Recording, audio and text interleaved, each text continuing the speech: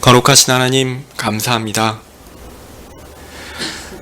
이 세상은 하나님을 믿고 예수 그리스도로 인해 구원받았다라는 것을 자랑스러워하며 살아가기에는 어려움이 너무 많습니다.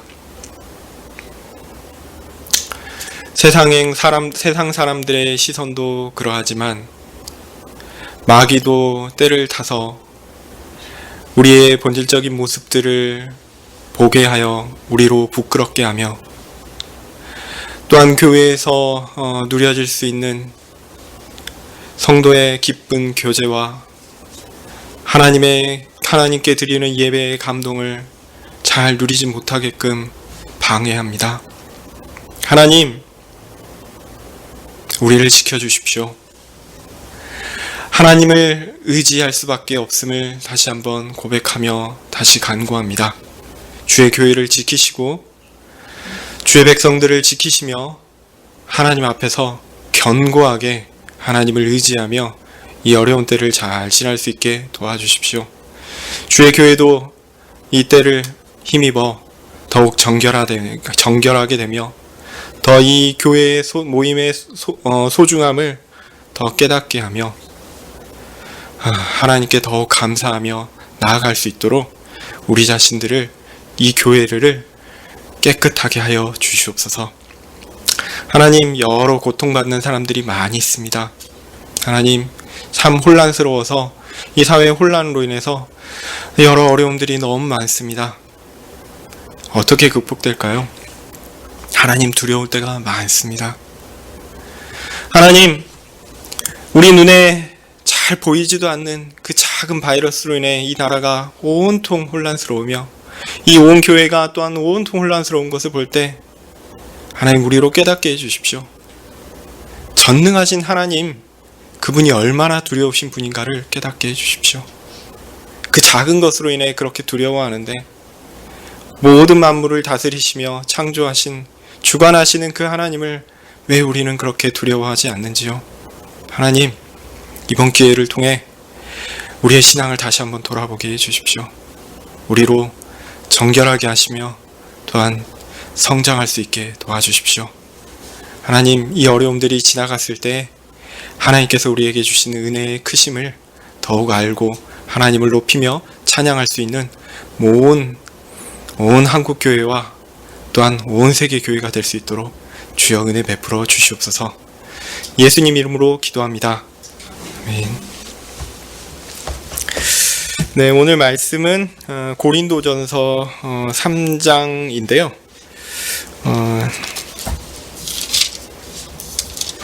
23절 다 읽기는 좀 그렇고 제가 오늘 본문으로 했던 11절만 10절부터 11절까지 두 절만 읽도록 하겠습니다.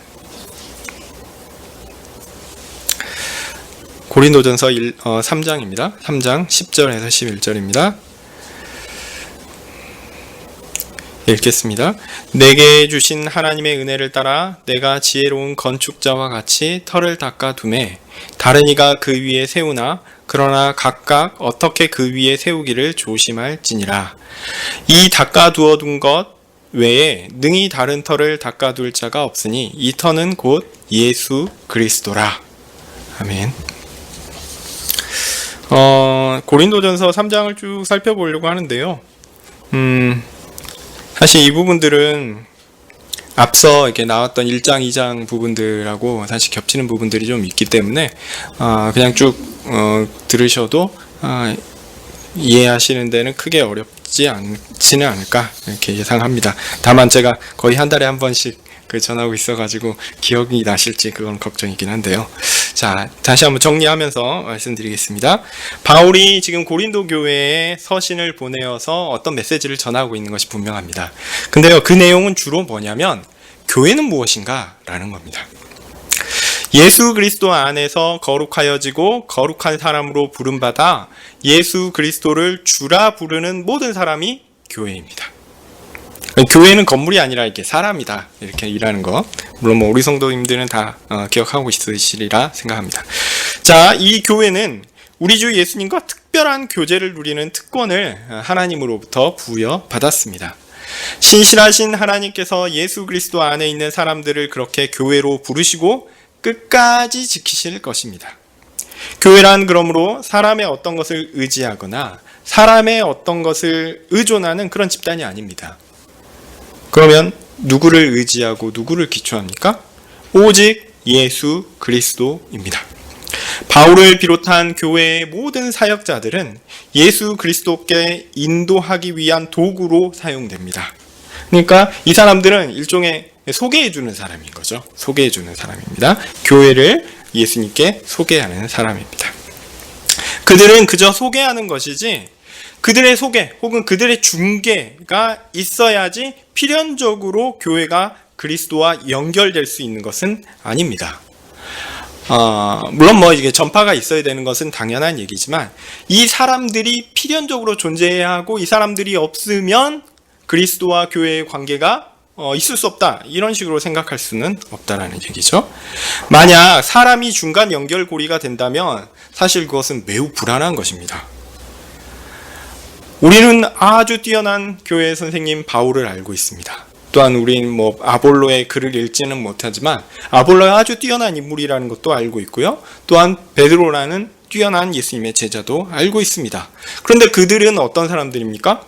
그들은 예수님처럼 그렇게 정결하고 죄가 없고 깨끗하고 완전한 사람입니까? 아니죠. 성경이 베드로에 대해서 알려주는 바는 무엇입니까? 바울에 대해서 알려주는 바는 무엇입니까? 그들이 예수님을 특별히 바울이 예수님 믿기 전에 뭘 했죠? 교회를 핍박하는 사람이었습니다. 베드로는 예수님의 제자로서 굉장히 나서기를 좋아하는 적극적인 성격을 갖고 있었음에도 불구하고 그래서 그것 때문에 좋은 일로 인해서 칭찬을 받기도 하지만 바로 지나서 예수님의 야단을 받는 그런 성격의 소유자이기도 했습니다. 다 죄인입니다. 동일하게 그들 모두 예수님으로 말미암아 죄사함을 받아야 하는, 구원을 받아야 하는 그런 존재입니다. 우리 눈에는 대단한 사람으로 보일 수 있습니다. 그러나 모든 것을 아시고 다 보시는 하나님의 눈 앞에서는요, 그 한 사람 한 사람들 다 연약한 사람들입니다. 넘어지는 사람들이고 불안한 존재일 뿐입니다. 그러니까 그 사람들을 의지해서 그리스도께 나아간다? 이거는요, 굉장히 위험한 겁니다. 사실 우리가 영적인 감각이 부족해서 이런 일들이 많이 있습니다.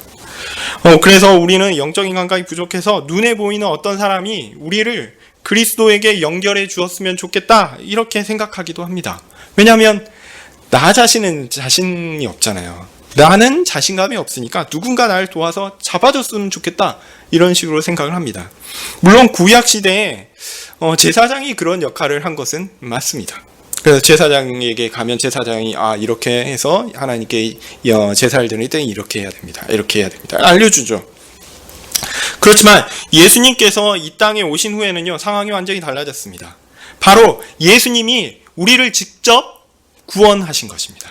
우리를 직접 잡아서 우리를 위하여 자신의 죽으심으로, 우리 자신의 피로 우리의 죄를 사하심으로 우리를 모두 예수님이 자신의 피값으로 사신 거죠. 그래서 교회가 되게 하신 겁니다. 예수님이 직접 교회를 자신에게 연결하셨습니다. 바로 교회를 위하여 십자가의 죽으심으로 그 일을 하셨습니다. 그러니까 사람이신 예수님께서 눈에 보이게 이 땅에 오셔서 어떤 의미에서 확실한 고리와 본체가 된 것입니다. 그러니까 예수님이 직접 이 땅에 오셔서 사람으로 오셔서 우리를 사람으로 이끌었다는 거죠.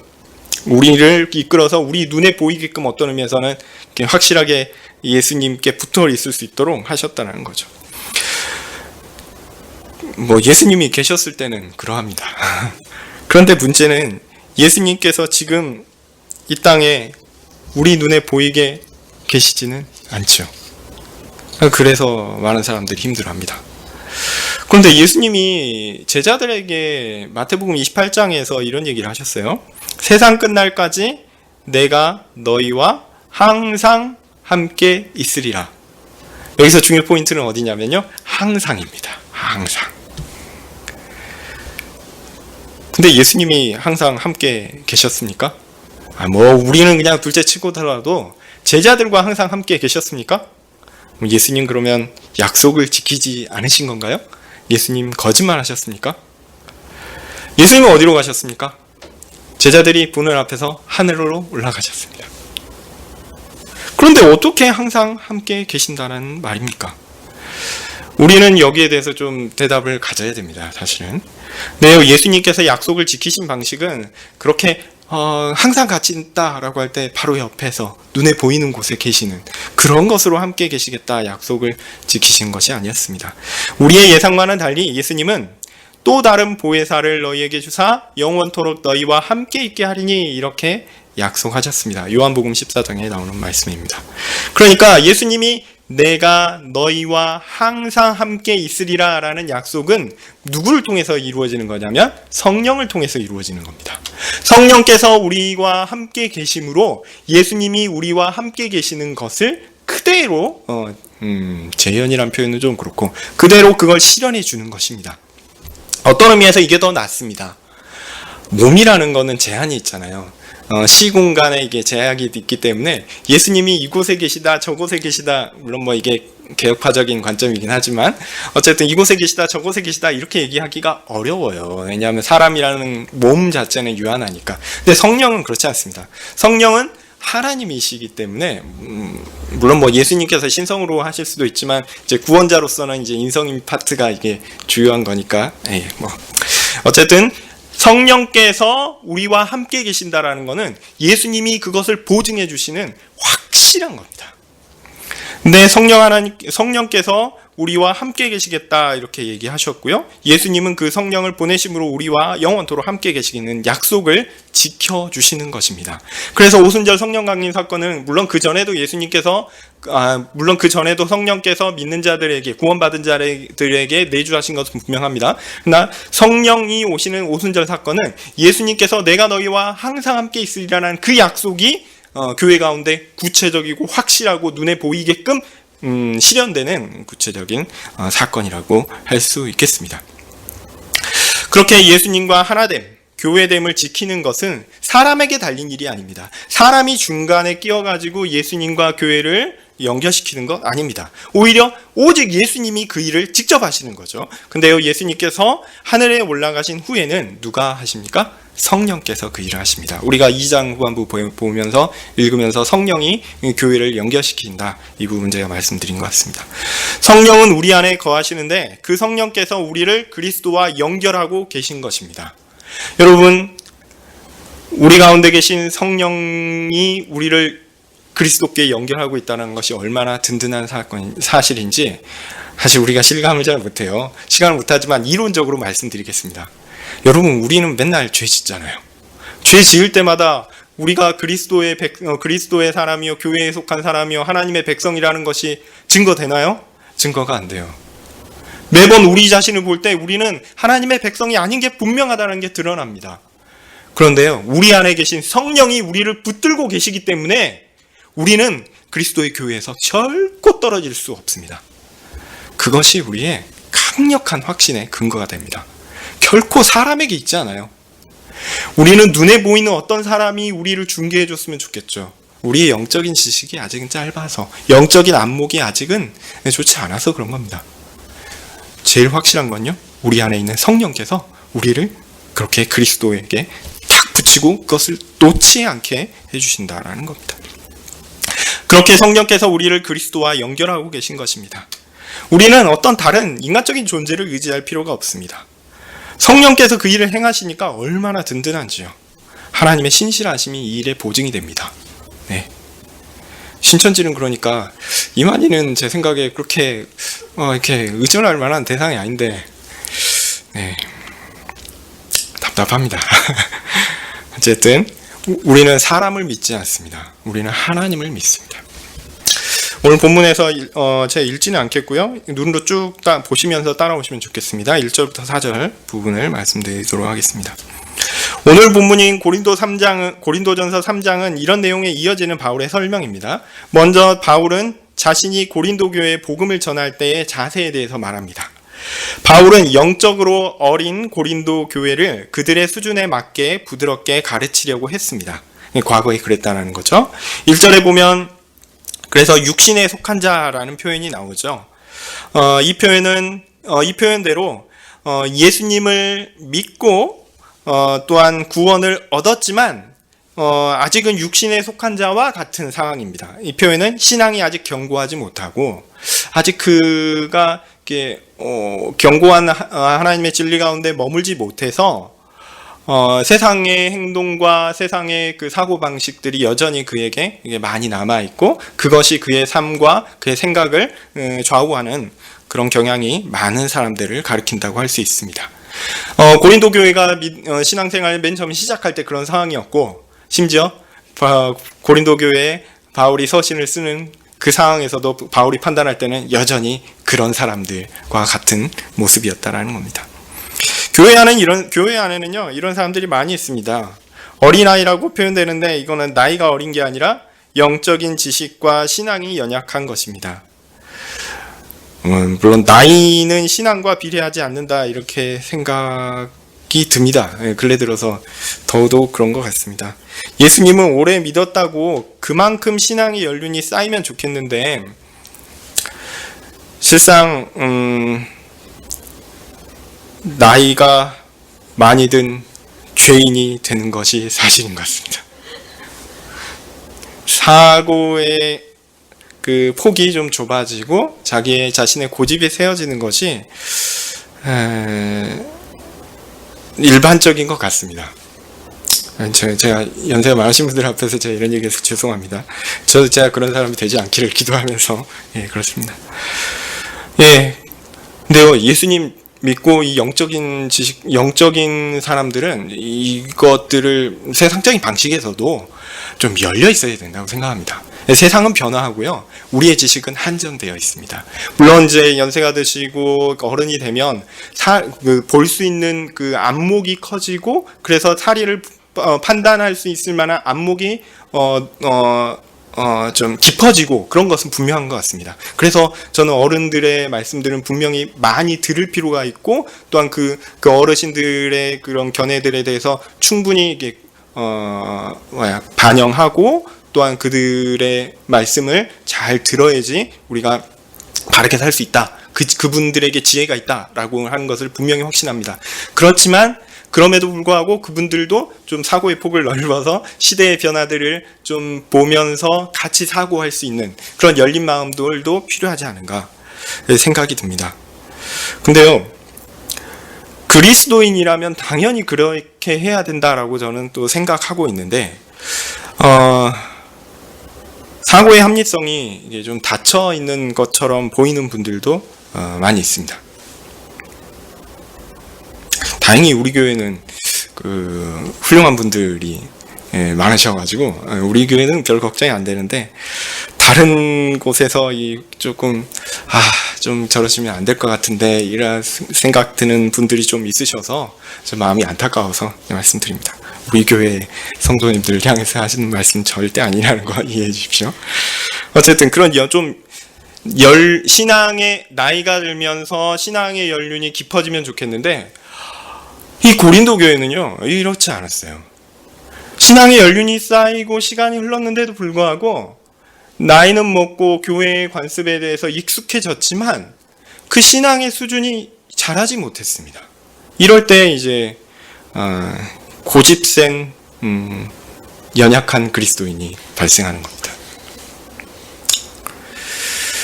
바울은 고린도 교회의 수준에 맞추어 교육을 했습니다. 또한 이것도 중요한데요. 수준을 높이기 위해서 낮은 수준에 있는 사람들을 무시하고 그냥 무조건 높은 수준으로 해서 끌어올린다. 뭐 그렇게 하시는 경우도 있겠지만 또 무리하게 그렇게 해서는 안 된다고 생각합니다. 어쨌든 바울은 수준에 맞춰 교육을 했고요. 그렇게 했음에도 불구하고 문제는 고린도 교회가 성장하지 않았다는 겁니다. 지금도 신앙의 수준이 어리다라고 바울은 지적하고 있습니다. 그래서 3절에 뭐라고 표현하죠? 너희가 아직도 육신에 속한 자로다 이렇게 이야기합니다. 근데요 육신에 속했다라는 말은 이 사람들이 이 고린도 교회가 구원받지 못했다 이런 말 하는 것 아닙니다. 앞으로 나오는 모든 표현이 그래요. 앞으로 나오는 모든 표현은 다 구원받은 신자 교회에 해당되는 말입니다. 결코 그 불신자나 교회에 속하지 않은 사람들에 대해서 얘기하는 게 없어요. 전부 다 교회에 속한 사람들입니다. 네. 이 사람들은 구원받았고요. 교회에 속했습니다. 그런데 그럼에도 불구하고 교회에 속하지 않은 세상 사람들의 사고와 행동 방식을 여전히 갖고 있다는 거죠. 그래서 이 사람들의 신앙이 아직 약하다. 이렇게 이야기합니다. 육신과 같다. 이렇게 얘기합니다. 그들의 대표적인 행동이 뭡니까? 바로 바울파, 아볼로파 이렇게 나누는 거라고 이야기합니다. 바울은 이런 행위는 신앙이 어린 사람들의 행동이고 예수님을 의지하지 않고 사람을 의지하는 어리석은 행동이다라고 지적합니다. 아까 말씀드렸듯이 그리스도와 교회 사이에 사람이라는 연결고리가 필수적인 것처럼, 그리고 그 사람에 의해서 뭔가 결정적으로 뭔가 달라지는 것처럼 그리스도를 바라보지 않고 그 중간에 있는 사람을 바라보는, 사역자를 바라보는 그런 어리석은 행동이다라는 거죠. 또 4절 마지막에 보면요, 또 우리가 해석하기 어려운 구절이 하나 있죠. 마지막에 너희가 사람이 아니리요. 이 표현은 좀 그럼 사람이 아니고 뭐지? 이렇게 생각될 수 있는데요. 맥락상 이걸 보면 너희가 세상 사람들이 행하는 것과 똑같이 행하고 있는 것 아니냐 이 말입니다. 이제 여기서 사람이라는 거는 세상에 있는 사람들과 사람들이고요. 그러니까 너희가 세상 사람들 이렇게 행동하는 것은 세상 사람들이 하는 거나 똑같지 않냐? 구원받은 자들이 이렇게 하면 되겠냐 이 말이죠. 네. 영적으로 여전히 어린 고린도 교회의 행위에 대한 질책이라고 할 수 있겠습니다. 5절부터 이렇게 쭉 따라오시면 좋겠습니다. 물론 바울과 아볼로를 비롯한 교회의 사역자들이 아무 일을 하지 않은 것은 아닙니다. 그러니까 이들이 영적으로 성장하지 않은 것에 대해서 원인을 바울과 아볼로에게 찾는 것은 조금 문제가 있다라고 이야기하는 겁니다. 바울은 고린도 교회에 복음을 전했어요. 아볼로는 그들이 하나님의 말씀에 따라 성장하도록 그들을 양육했습니다. 이 일은 매우 귀한 일이죠. 아름다운 일입니다. 그리고 그래서 바울과 아볼로는 그 일에 합당한 보상을 하나님께 받게 될 것입니다. 그러니까 하나님의 사역자들이 하는 일은 그리스도와 교회를 연결해가지고 그 중간에서 사람들이 그들을 바라보게 하는 일이 아니라 그냥 자신이 하나님께서 자신에게 맡겨주는 그 맞는 일, 그 일을 할 뿐인 것이죠. 이것으로 그냥 값을 받는 겁니다. 이것이 의미하는 것은 교회의 사역자들에게 일을 맡기신 분이 있다라는 것을 또한 의미합니다. 일을 맡기신 분이 누굽니까? 하나님이십니다. 하나님은 교회를 부르고 그들을 양육시키고 자라게 하시기 위해서 어떤 사람들을 사역자로 세우고 그들에게 일을 맡기셨습니다. 결국 강조점은 바울과 아볼로와 같은 사역자들을 세우신 하나님께서 교회를 세우시고 가르치시며 양육하시고 자라게 하신다는 사실입니다. 그런데 고린도 교회는요, 이렇게 하나님이 자신들을 향하여 하시는 그 섭리의 역사를 잘 보지 못했어요. 하나님께서 하시는 그 일을 자주 보지 못했습니다. 그들은 영적인 시각을 키우지 못하고 그저 눈앞에 보이는 사역자들이 전부인 걸로, 그 가운데 모든 일을 행하시는 하나님의 일을 보지 못했습니다. 그러니까 하나님께서 하시는 일을 바라보지 못하고 마치 저 달을 보세요 라고 이렇게 손가락을 가리켰을 때 저 달을 봐야 될 텐데 달을 가리키고 있는 손가락을 보고 손가락만 보는 것과 같습니다. 자, 고린도 교회가 영적으로 이렇게 어려서 발생하는 문제를 바울은 이제 10절부터 이야기하기 시작합니다. 바로 자신들이 누구인지를 잘 알지 못하는 것입니다. 고린도 교회가 영적으로 어리면요, 그냥 어려서 그래 어릴 수 있죠. 근데 어린데 그 어린 것이 누구에게 해가 되냐면 자기 자신에게 해가 되는 거예요. 자신들이 얼마나 고귀한 사람들인지 알지 못합니다. 하나님께서 그들의 주인이 되시며 예수 그리스도와 하나 된 교회가 어떤 것인지 그들은 잘 알지 못했습니다. 바울은 고린도 교회가 하나님께서 보내신 사역자들을 통해 멋지게 아름답게 세워져 가기를 원했습니다. 왜냐하면 그들은 하나님의 성전이요 하나님의 영이 거하시는 곳이기 때문입니다. 하나님께서 이 세상에서 가장 존귀하게 세우시는 존재가 바로 교회이기 때문입니다. 이 교회의 영광은 하나님으로 말미암은 것인데 이것을 사람의 수준으로 떨어뜨려 버리는 매우 어리석은 일을 고린도 교회는 하고 있는 것이죠. 그들이 누구파, 나는 누구파 하는 순간 나는 저 사람을 의지해, 나는 저 사람이 우리를 그리스도께 인도한다고 생각해 하면서 그 사람을 붙잡을 때 결국은 하나님을 떠나게 돼버리는 경우인 것입니다. 10절부터 순서대로 쭉 보면요, 하나님께서 교회를 멋지게 세워가시는 것에 가장 중요한 것이 그 기초에 있다라는 말씀합니다. 오늘 제가 아까 읽었던 부분이죠. 그 기초는 누구입니까? 예수 그리스도입니다. 다른 기초는 있을 수 없습니다. 자, 이 기초가 있다면 그는 이 기초를 누군가 가지고 있고 그 기초 위에 서 있다면 그는 교회입니다. 만약 그 기초가 없다면 그 사람은 교회에 속한 사람일까요? 아닙니다. 아닙니다. 그 기초가 없고 다른 인간적인 어떤 것을 기초한다면 그것은 교회가 아닙니다. 그런데 고린도 교회가 하는 일들은 뭐죠?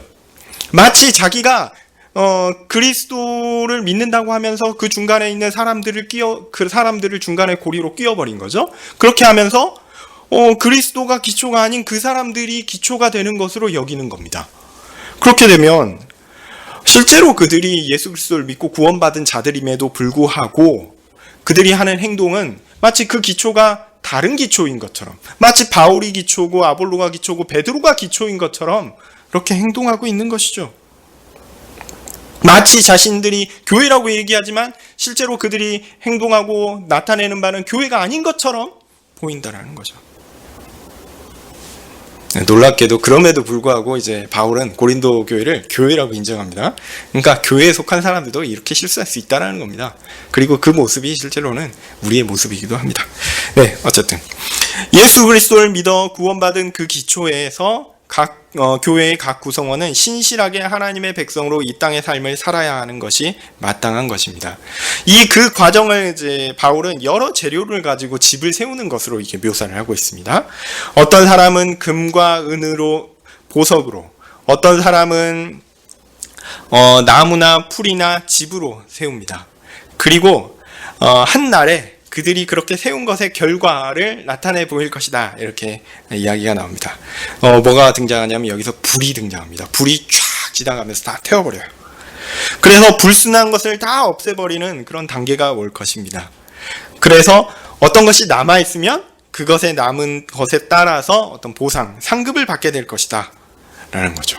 여러분, 성경이 지금 신자들에게 이야기하고 있습니다. 신자들이 이 땅 가운데 열심히 살 것을 열심히 살고 그들이 어떤 것들을 세워나갈 것인데 그것이 마지막 날에 그것을 제대로 했는지 어떤 심판하는 날이 불로 묘사되는 그 심판하는 날이 올 것이고 그것을 통해서 남은 게 있으면 여러분 좋아하시는 상이 있을 겁니다. 네. 자, 이 흥미로운 구절인데요. 구원을 얻는 자들의 보상에 대한 내용입니다. 우리가 나중에 어떤 상을 받게 될 것인가, 그런 거죠. 근데 먼저 이거 첫 번째, 아주 계속해서 제가 반복해서 말씀드리는 건데 오해하지 마실 것은요, 교회의 각 구성원들이 무엇을 짓게 되는가라는 이야기인데요. 이때 기초가 이미 있어요. 그리스도라는 기초 위에 쌓는다라는 겁니다. 그러니까 여기서 상을 받느냐 못 받느냐, 이게 홀라당 다 타버려가지고 아무것도 없다, 그렇다 하더라도 그가 구원을 받는 데는 사실 문제가 없어요. 표현이 좀 이상하지만 지금 이 상황이 구원을 받느냐 받지 못하느냐 그 이야기를 하는 게 아니다라는 겁니다. 우리가 행한 것을 가지고 구원에 이르느냐 이르지 않느냐 그 문제를 지금 바울은 이야기하지 않아요. 바울이 이야기하고 있는 대상 고린도 교회입니다. 그들은 그리스도를 기초로 사는 거예요. 그래서 그 기초 위에 아름답게 성도들이 세워져야 되는데 그 부분을 이야기하는 겁니다. 지금 내용은 바울이 교회라 부르는 고린도 교회의 구성을 향한 것임을 우리는 잊지 말아야 합니다. 그러니까 이걸 가지고 구원을 받니 못 받느니 이렇게 나아가서는 안 되니까 오해하지 마시기 바라고요. 자, 그러므로 가장 중요한 전제는 예수 그리스도를 믿어 구원 얻은 사람이라는 변할 수 없는 기초가 있다라는 거고, 그 위에 이제 집을 어떻게 세우느냐라는 거죠.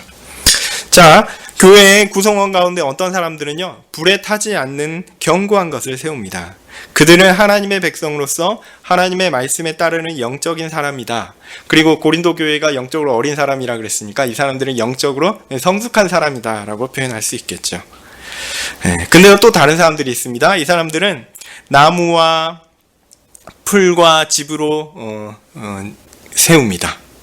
그들은 비록 하나님의 백성이지만 여전히 세상의 방식을 선호하고 그대로 살고자 하는 영적으로 연약하고 어린 사람들입니다. 바로 바울이 지적하는 바와 같이 고린도 교회와 같은 사람이라고 할 수 있습니다. 자, 불이 그 가운데 싹 지나갈 거예요.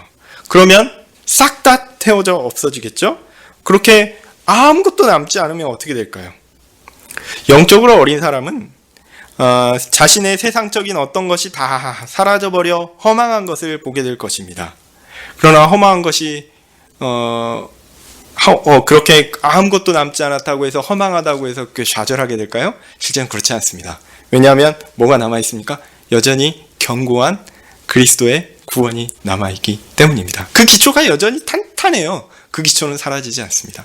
그게 없어지지만 없어진 게 좋은 겁니다. 왜냐하면 남아있으면 그 잿더미라도 남아있으면 그게 지저분한 거거든요. 그 죄악 덩어리가 남아있어야 좋을 게 뭐가 있습니까? 그런 건 싹 다 없어져야 돼요. 예. 그러니까 불이 지나가지고 없어져도요, 너무 안타까워하지 마십시오. 세상 것 다 지나가도요, 그런 거 우리에게 좋은 게 없습니다. 하나님께서 그거 싹 다 없애버리시면 그게 더 좋은 겁니다. 영적으로 연약한 자들이 이게 다 없어지면 어떻게 하지? 부들부들 떨 수 있죠. 그러나 하나님께서 없애버리시는 게 오히려 더 나은 것입니다. 그들은 오직 예수님만으로 구원을 얻게 된다라는 은혜로운 결과만을 얻게 될 것입니다. 그러니까 오늘 본문에서 15절 마지막에 보면 그러나 자기는 구원을 얻되 불 가운데 얻은 것 같으리라. 어떤 의미에서 좀 부끄러울 수 있죠. 그렇지만 이 부끄러운 것이 결국 구원 자체는 그리스도로 말미암아 얻는 것입니다. 오직 그리스도로만 말미암아 얻는 것입니다. 내가 뭔가를 한 거 아니에요. 네. 이것만 해도요, 저는 감지덕지입니다. 더 뭔가를 더 할 수 있겠는가 생각할 수 있는데, 어쨌든 그건 그렇다 하더라도 여기에 대해서 더 말씀드릴게요. 자, 어쨌든 오직 예수님만으로 구원을 얻게 된다는 은혜로운 결과는 분명하게 남게 될 것이고요. 이거는 우리의 영원한 생명의 분명한 기초가 되고 우리가 영원히 누릴 그 영원한 복이 될 것입니다. 자, 근데요, 저를 비롯해서 우리 성도님들은 한 가지 더 맨날 생각합니다. 금과 은과 보석으로 세웠다면 어떻게 됐을까? 영적인 사람들은 금과 은과 보석으로 세워서 불에 타지 않고 남게 되어서 보상을 받게 될 것입니다. 그 보상을 받고 싶으시죠? 그런데 진짜 영적인 사람들의 특징이 무엇인지 아십니까? 이 사람들은요, 자신의 모든 것이 다 하나님으로부터 말미암은 것이라고 고백하는 사람들입니다. 그들은요, 내 힘으로, 내 능력으로 어떤 선한 무엇인가를 만들어내어서 하나님을 기쁘시게 하고 하나님을 만족하게 할 수 있다라고 믿지 않습니다. 물론 최선을 다해서 내 삶 가운데 하나님의 말씀대로 살려고 하고 하나님이 기뻐하시는 대로 살려고 최선을 다하죠. 노력합니다. 그것이 하나님께서 좋아하시는 것이다라고 생각하고 그것을 추구하고 따라가고 달려갑니다. 그렇지만 그것이 하나님을 내가 행해서 어떤 것으로 하나님께 전적으로 하나님께 전적으로 영광이 될 만한 그런 것들을 내가 만들어낼 수 있다라고 믿지 않습니다. 내 삶의 모든 것은 다 하나님의 은혜로 된 것이며 나로 말미암아 선한 무엇인가가 나온다면, 만약 내가 그래서 하나님께서 그것을 기뻐하신다면 그것은 다 하나님께서 나를 지키시고 나를 보호하시고 함께 하셔서 이루어진 은혜의 산물이다라고 고백합니다. 그러니까 진짜 영적인 사람들은요, 성숙한 사람들은 내가 예수 그리스도의 기초 위에 금과 은과 보석으로 불타지 않을 것으로 집을 지었다라고 자랑하지 않습니다. 그렇게 생각하지도 않습니다. 그 모든 것은 누가 판단하십니까? 하나님이 판단하시는 거예요. 그렇게 여기지도 않습니다. 성숙한 자는 다만 하나님의 은혜를 구할 뿐이다라고 생각합니다. 오히려 이 사람들은 자신이 영적으로 어린 사람들처럼 이 불에 타버릴 나무와 집과 뭐 그런 걸로 자신 짓고 있을 것 같다고 두려워하면서 하나님 앞에 나아가 엎드릴지 모릅니다. 자신들이 하나님 앞에서 행한 선한 일, 그런 거요 잘 기억하지 못합니다. 내가 하나님 앞에서 이런 일 했지, 이런 일 했지, 그런 거 잘 기억하지 못합니다. 다 잊어버려서 하나님 내가 무슨 일 했나요? 이렇게 생각할지 모릅니다. 마태복음 7장에 예수님께서 비유 가운데 이게 말씀하시면서 마지막 날에 많은 사람들이 나더러 이르되 주여 주여 우리가 주의 이름으로 선지자 노릇하며 주의 이름으로 귀신을 쫓아내며 주의 이름으로 많은 권능을 행하지 아니하였나이까? 이렇게 이야기하는 사람들에 대해서 예수님이 비유를 말씀하십니다. 결론을 아시죠? 예수님은요 그들을 한 번도 알지 못했다 이렇게 말씀하십니다. 그렇게 자신의 공로를 주장하는 사람들을 심지어 불법을 행하는 자들아 라고 얘기하면서 이렇게 쫓아버리십니다. 물론 뭐 고린도 교회의 성도들은 제가 다시 한번 말씀드리지만 구원받은 성도들이니까 그 정도 수준까지는 이제 이렇게 내치지는 당연히 않을 겁니다. 그렇게 내치지 않습니다. 그렇지만 자기 기준에 자기 생각에 나는 금과 은과 보석으로 세웠어. 그래 내가 이거는 하나님 앞에서 했지. 나는 하나님의 큰 상을 받을지 몰라. 이렇게 두근두근 기대하면서 하나님 앞에 나아가는 그런 사람들의 생각은 어떤 의미에서는요 멸망받을 사람들이 생각하는 것과 같은 그건 매우 세상적인 생각을 가지고 나아가는 것일 수 있습니다. 내가 행한 어떤 것이 하나님 앞에서 잘했다라고 칭찬받을 만한 어떤 가치를 만들어낼 수 있다라고 한 번이라도 생각한다면 이건 어리석은 것입니다. 영적으로 어린 사람들의 주장이다라고 할 수 있겠습니다. 내가 이렇게 행했으니 난 가치가 있다 이렇게 생각하는 것은요 어리석은 생각입니다. 물론 이렇게 얘기하면 이제 사람들의 동기를 너무 다 꺾어버린 것이다. 교육학적으로 이거는 옳지 않은 거야. 사람의 자유의지를 너무 말살시켜가지고 하나님의 말씀대로 살려고 하는 사람들에게 뭔가 있어야지 살라고 이렇게 보상을 제시하면 사람들이 더 잘 나갈 수 있는 거 아니냐. 살려고 하는 그 마음을 다 꺾어버리면 어떻게 하느냐 이렇게 얘기하시는 분들이 있는데 어쩔 수 없습니다. 사람이 그렇게 하나님 앞에서 뭔가를 인정받을 수 있다라고 교만하게 생각하는 순간 그게 보석이 아니고 나무가 되고 집이 되고 그런 거예요. 다 태워져 버릴 그런 것이 됩니다. 그럼 어떻게 해야 되냐 이런 질문이 나올 수밖에 없죠. 오히려 마태복음 25장에 나오는 말씀들이 의미가 있다고 생각합니다. 마태복음 25장에서 예수님께서 말씀하신 영적인 사람은요 비유 가운데 말씀하신 건데 내가 줄일 때 너희가 먹을 것을 주었고 목마를 때에 마시게 하였고 나그네 되었을 때에 너희가 나를 영접하였고 이렇게 말씀합니다. 그러니까 이것을 들은 구원받은 신자들이 뭐라고 얘기하냐면요 주여 우리가 어느 때에 주께서 줄인 것을 보고 음식을 대접하였으며 목마르신 것을 보고 마시게 하였나이까? 저는 그런 거 한 적 없는데요. 이렇게 이야기합니다. 예수님은 여기 내 형제 중에 지극히 작은 하나에게 한 것이 곧 내게 한 것이다 라고 말씀하십니다. 제가 볼 때 영적인 사람은요 성숙한 사람들은 자신이 하나님의 백성으로서 행한 영적이며 선한 그 일들에 대해서 기억하지 못합니다. 그 일을 당연히 한 것이지.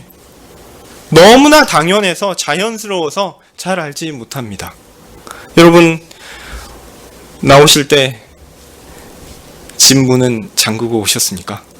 그 장면이 기억나십니까? 방문은 닫고 오셨습니까? 네. 너무나 자연스럽고 당연한 행동은요 기억나지 않아요.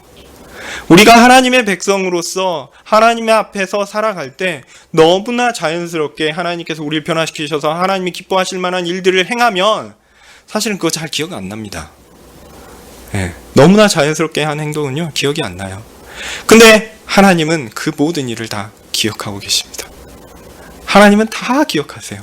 그래서 마지막 날에 네가 내 앞에서 이런 일도 하고 이런 일도 하고 이런 일도 했지 라고 말씀하실 것입니다.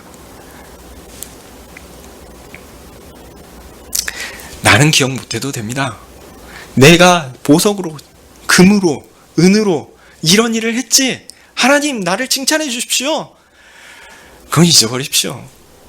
그런 거 그냥 다 타버릴지 모릅니다.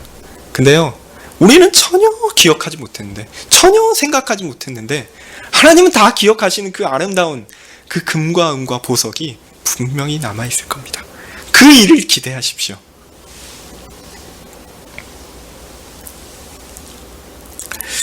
이런 일들이 영적인 것이다, 이렇게 생각됩니다. 이런 일들이 하나님께서 기뻐하시는 것이다 라고 생각됩니다. 그래서 불에 타지 않고 남아서 보상을 받게 될 것입니다.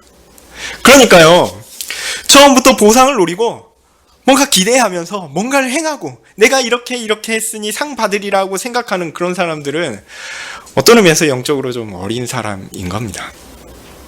그냥 하나님께서 하나님 말씀대로 살라 하셨으니 그 말씀대로 기쁘게 이것도 하고 저것도 하는 그런 사람들이 영적인 사람들입니다. 그 사람들은 하나님 앞에서 하나님께서 주시는 그 상을 받게 될 것입니다. 근데 이 상이라는 것도요, 우리가 이게 세상적인 상에 너무 익숙해져 있어가지고 잘해서 뭔가 남들이 안 받는 독특한 어떤 것을 받아서 남들보다 뛰어난 어떤 가치에 이르겠다, 이렇게 생각하실 수 있는데요, 그건 또 아닌 것 같아요. 상이라는 것도 하나님께서 주시는 칭찬이다라고 할 수 있는데요, 이것 자체가 내가 스스로 행한 무엇입니까? 실은 아니죠. 내가 얼마나 하나님을 더 의지하며 하나님의 곁에 얼마나 있었는가, 하나님의 말씀대로 살아가는 것을 얼마나 기뻐하며 영생의 삶을 이 땅 가운데서 얼마나 누렸는가, 그런 것이죠. 근데 그것 자체가 사실은 엄청난 기쁨입니다. 신자가요, 하나님의 말씀대로 이 땅 가운데 살아가는 것, 그거 자체가 축복이에요. 하나님이 보호하셔서 그렇게 살 수 있는 것, 그게 복이에요. 그 복을 또한 상으로 주신다는 것과 마찬가지입니다. 우리는 상이라고 하면 뭔가 차등이 있고, 내가 저 사람들보다는 뭔가 뛰어났으니까, 보석이 하나라도 많으니까, 금이 하나라도 많으니까 내가 쟤보다는 뭔가 하나님 나라에서 좀 높은 위치, 이렇게 가야겠지. 이거는 이제 요한과 야고보가 생각했던 그런 상이죠. 네. 하나님 나라는 그런 거 아니다라고 말씀하셨죠. 그런 어떤 상이라고 하면 그런 차등이 있고, 그것에 따라서 영생하는 그 삶에 있어서 큰 차이와 변동, 그런 거 기대하는데요, 이런 생각 자체가 세상적인 생각입니다. 자꾸 그런 세상적 생각을 벗으라고 말하는데, 상이라는 단어가 딱 등장하는 순간 세상적 사고가 딱 와가지고, 그래, 영적으로 살고 다 잊어먹고 선하게 살면 하나님 나라에서 좀 더 큰 집에 살까? 좀 더 좋은 자동차를 몰까? 하나님 나라는 그런 거 아니잖아요. 이렇게 설명하는 것 자체가 매우 어리석은 것입니다. 그래서 상 이야기는 잘 모르니까 여기까지 하겠습니다. 자, 다시 바울이 고린도 교회에 전하는 맥락으로 넘어가서 이렇게 말씀드리면, 바울은 지금 고린도 교회가 구원받은 성도들이나 세상적인 것을 생각하고, 구원받은 성도들이기는 하지만 세상적인 것을 생각하고 그 세상적인 방식으로 그리스도의 기초 위에 쌓으려고 한다, 그런 부분이 있다라고 지적하면서, 그런 것들 다 없어져 버릴 거니까, 그런 거 아무 의미 없는 거니까 그런 거 좀 하지 마라, 이런 식으로 권면하고 있는 것입니다. 16절에서 17절 부분 따라오시면 좋겠습니다. 이제 그들이 신경 쓰고 집중해야 할 것에 대하여 바울은 이제 이야기합니다. 바로 그들이 하나님의 성전이라는 사실입니다. 성전은 하나님께서 계시는 곳이죠. 당연히 거룩한 곳입니다. 그런데요, 만약 누군가 이 성전을 더럽히고 공격한다면 그것은 하나님을 더럽히고 공격하는 것입니다. 하나님은 그런 자들을 가만히 내버려 두지 않으십니다. 오히려 그들을 공격해서 그들이 성전을 향해 헤아려 했던 것에 복수를 하실 것입니다. 그러니까 제가 볼 때 초점은요, 하나님께서 성전인 교회를 보호하신다라는 것에 있습니다. 그리고 고린도 교회가 이 하나님의 성전이라는 것은 하나님의 이 보호를 받는 대상이다라는 점을 가리킵니다. 이것이 중요합니다. 자주 그들의 영적인 어리석음이 드러나고, 자주 그렇게 드러나는 그들의 세상적인 사고방식과 행동방식이 그들로 하여금 마치 성전이 아닌 것처럼 보이게 할지라도 그들이 성전이 아닌 것은 아닙니다. 비록 그들이 여전히 성전을 더럽게 하며 공격하는 수단이 되는 것처럼 보일지라도 그들은 하나님의 성전임의 교회입니다. 그래서 거룩합니다.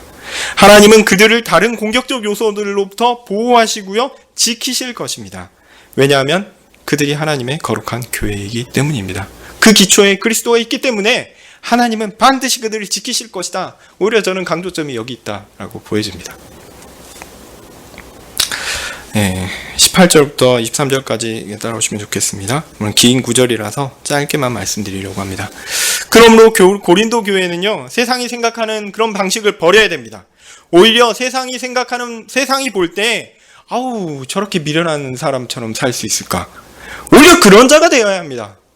그것이 지혜롭게 되는 길입니다. 이게 뭘 의미하는 거냐면 사람을 의지하지 않고 하나님을 의지해야 한다는 겁니다. 세상은 권력자에 의해서, 정치 지도자에 의해서, 어떤 군사력을 가진 큰 그 권력자에 의해서 지배되는 것 같습니다. 그리고 여기에서 살아가기 위해서는 적절하게 여기에 적응해야 하고, 하나님의 말씀을 따라 살다 보면 뭔가 손해를 보는 것 같고 어리석은 것 같고, 그래서 세상의 방식에 따라서 뭔가 세상이 원하는 것에 따라서 갈 때 조금 더 잘 되는 것 같고, 하나님의 교회라도 좀 그런 방식으로 해야 되지 않느냐라는 그러한 세상의 유혹에 담대하게 맞서야 합니다. 그거 하나님 말씀이 금하신 거야. 교회는 순결하고 정결해야 해. 그러니까 그대로 하면 안 되고 하나님께서 정하신 원리대로 따라야 해. 교회는 마땅히 그렇게 해야 합니다. 세상은 자신을 의지합니다. 세상은 눈에 보이는 그것만을 의지합니다. 그러나 교회는 그렇지 않습니다. 세상은 하나님을 믿지 않습니다. 세상은 자신의 힘으로 세상을 이끌어갈 수 있다고 믿습니다. 그러나 우리는 그렇게 믿지 않습니다. 하나님이 이 땅을 이끌어 가십니다. 우리는 전능하신, 그리고 이 세상을 주관하시는 하나님을 믿습니다. 세상은 하나님을 떠납니다. 그러나 우리는 하나님을 떠나지 않습니다. 하나님 곁에 있습니다. 세상이 하나님을 대적할 때 우리는 하나님 곁에서 하나님의 보호를 믿고 신뢰하며 하나님을 붙듭니다. 때로는 이 모습이 수동적일 수 있고요, 수동적으로 보일 수 있고요, 또한 이런 모습들이 공격받는 것을 통해서 이렇게 좀 초라해 보일 수 있습니다. 뭔가 면이 서지 않는 것처럼 보일 수 있습니다. 그러나 하나님이 우리 편입니다. 하나님 뭐라고 하셨죠? 거룩한 성전이라고 그랬죠. 그 거룩한 성전을 하나님 누가 지키십니까? 하나님의 성전이니 하나님이 지키신다고 하셨습니다. 우리는 그 신실하신 하나님을 믿습니다. 그러니까 우리는 세상에 돌아가는 것 때문에 당황할 필요가 없습니다. 다 그런 거죠. 그런데요, 그 세상 돌아가는 그 모든 것들을 다 주관하시는 분이 사실은 누구냐면 하나님이 하시는 겁니다. 그래서 세상 돌아가는 것은요, 세상 사람들도 모르고요, 우리도 모릅니다. 오직 하나님만이 아세요. 그래서 세상 사람들이 하나님이 계셔 면서 마음대로 해석하죠. 우리는 그 마음대로 해석하는 걸 들을 때 저게 맞나? 그래서 두려운 마음이 있을 수 있습니다. 그렇지만 담대하게 하나님이 다스리고 계시다라는 사실을 우리는 믿어야 할 것입니다. 그러니까 세상에 벌어지는 그 모든 일들이 다 누구를 위한 일이 되냐면 교회를 위한 일이 됩니다. 왜냐하면 하나님이 그 모든 일을 주관하시니까요. 그래서 우리 교회를 위하여 하나님은 그 일을 행하시는 겁니다. 모든 어려움이 있고 아픔이 있고 고통이 있을 때에도 그 모든 유익은 누구를 위한 겁니까? 하나님의 백성, 교회를 위한 것입니다. 우리가 그거를 잘 못 찾을 수 있습니다. 못 찾을 수 있어요. 지금은 못 찾을지라도 나중에 찾을지 모릅니다. 나중에도 못 찾을 수 있어요. 하나님 나라에 가면 우리가 분명히 알 수 있습니다. 하나님이 그때 이 일을 이렇게 하셨구나. 어떤 의미에서 천국 가면 하나님이 이 역사를 어떻게 이끌어 오셨는가를 이게 좀 예수님의 직강으로 아마 좀 알 수 있지 않을까. 그거 들으면 되게 재밌을 것 같아요. 아마 천국에서 우리 먼저 돌아가신 우리의 그 교회에 속한 모든 선조들이 그렇게 보고 있지 않을까. 그런 기대도 합니다. 하늘나라 가면 예수님께 이런 질문들을 하고 싶은데 그것들을 예수님이 과거를 쫙 보여주시면서, 그리고 지금도 내가 이렇게 하고 있어, 물론 이렇게 예수님 오시기 전, 물론 그 이후에도요, 이런 일을 하고 있어, 이렇게 쭉 알려주시는 그 일을 보게 될 수 있지 않을까, 이런 기대도 합니다. 재밌겠죠? 예. 교회의 사역자들은요, 그러한 하나님의 일을 교회에 잘 알려주는 역할을 맡았습니다. 근데 사실 잘 모르겠어요. 하나님이 어떻게 이 일을 역사하시는지 잘 모를 때가 너무 많습니다. 단지 하나님께서 이 일을 쭉 하시는 그 원리에 대해서는 하나님께서 어느 정도 우리에게 보여주셨기 때문에 그 원리에 따라서 이렇게 하는 것이 가장 하나님 말씀에 적합한 것이다 라고 고백할 수 있을지는 모르겠습니다. 어쨌든 우리는 모든 일에 사람의 판단이 아니라 하나님의 판단을 보아야 한다. 이 일을 위해서 노력해야 할 것입니다. 하나님께서 모든 것을 이끌고 계시고 그 모든 것이 다 하나님의 교회를 위한 일임을 꼭 기억하셨으면 좋겠습니다. 참 코로나19라는 바이러스가 참 세상을 어지럽게 하고 교회를 어지럽게 하며 또 뭐 이단이 확실히 드러나는 그런 좋은 효과도 있으니까 감사하기도 한데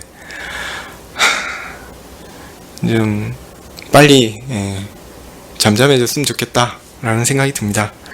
하나님께서 이 일을 어떻게 이끄실지, 또 이것을 통해서 한국교회와 또 세계교회, 또 하나님 백성에게, 또 구체적으로 우리 개인에게 무엇을 알려주고자 하시는지 곰곰이 기대하면서 하나님이 우리를 지키실 것이니까요, 보호하실 것이니까요, 우리에게 하나님께서 주시고자 하는 그것이 있으니까요, 그것들을 기대하면서 하루하루를 사셨으면 좋겠습니다.